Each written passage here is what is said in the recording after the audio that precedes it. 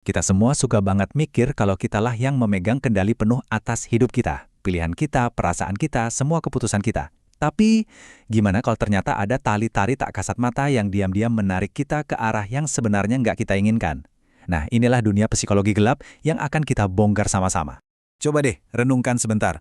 Keputusan terakhir yang Anda buat, mungkin beli sesuatu, memulai sebuah hubungan, atau bahkan sekedar mengubah pendapat tentang suatu hal. Apakah itu murni 100% datang dari Anda? Atau jangan-jangan ada bisikan, dorongan, atau pengaruh halus dari orang lain yang mungkin nggak Anda sadari sama sekali? Dan ya, ini dia kuncinya. Kutipan ini adalah inti dari segalanya.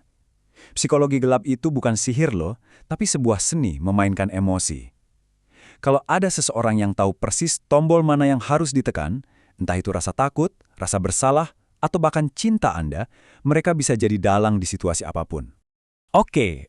Istilah psikologi gelap mungkin kedengarannya dramatis banget ya, kayak judul film thriller gitu. Tapi ini adalah konsep yang beneran ada dan penting banget buat kita pahami. Yuk kita bedah apa sih sebenarnya yang ada di balik bayangan ini? Gini deh intinya, psikologi itu kan sebuah alat, bisa dipakai buat menyembuhkan, buat membantu orang lain. Tapi kalau niatnya jahat, buat mengontrol, mengeksploitasi, dan menipu demi keuntungan pribadi, nah itulah yang kita sebut psikologi gelap. Ini adalah sisi bayangan dari sebuah pengaruh. Nah yang menarik banget dari sini adalah garis pemisahnya yang jelas. Pengaruh itu sendiri nggak jahat loh. Seorang guru yang baik misalnya, mempengaruhi Anda untuk jadi lebih baik. Tapi manipulator, tujuannya cuma satu, keuntungan pribadi mereka, biarpun itu harus merugikan Anda. Jadi, perbedaan krusialnya bukan pada tindakannya, tapi pada niat di baliknya. Oke, sekarang mari kita masuk lebih dalam lagi dan kita lihat kotak perkakas yang sering banget dipakai para manipulator ini. Gimana sih cara mereka memainkan emosi kita seolah-olah kita ini instrumen musik? 3 emosi ini adalah senjata utama mereka. Rasa takut bikin kita jadi diam dan nurut. Rasa bersalah bikin kita merasa berutang budi dan gampang banget dikendalikan. Dan yang paling kuat, cinta. Atau lebih tepatnya, ilusi cinta, ini bisa jadi rantai emas yang mengikat kita dalam hubungan yang paling merusak sekalipun. Dan ini adalah pola yang klasik banget, sebuah tarian 3 langkah yang mematikan. Awalnya, Anda dihujani perhatian dan pujian. Ini namanya love bombing. Anda dibikin merasa jadi orang paling spesial sedunia. Terus, tiba-tiba, kebaikan itu ditarik. Anda cuma akan dapat lagi kalau melakukan apa yang mereka mau. Akhirnya hadiah itu diberikan secara acak, nggak bisa diprediksi. Ini bikin otak Anda kecanduan dan terus-menerus mencari validasi dari mereka. Ini nih, koin yang sering banget disalahpahami. Banyak yang mikir korban manipulasi itu orang yang lemah. Justru sebaliknya, manipulator seringkali mengincar orang-orang yang paling berempati dan tulus. Kenapa? Karena kebaikan dan empati Anda itu justru jadi pintu masuk termudah buat mereka. Kualitas terbaik Anda malah jadi senjata yang mereka pakai buat melawan Anda. Selain bermain dengan emosi, ada taktik lain yang lebih licik, yaitu permainan pikiran yang dirancang khusus untuk membengkokkan cara Anda melihat dunia. Yuk, kita lihat salah satu yang paling terkenal. Pernah dengar istilah gaslighting?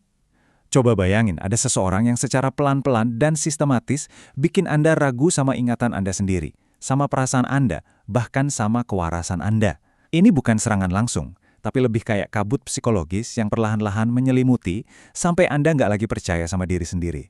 Kalimat-kalimat ini mungkin kedengarannya sepele ya, kamu baperan deh, atau itu kan cuma di pikiran kamu aja. Tapi kalau diucapkan berulang kali, kalimat-kalimat ini tuh jadi racun.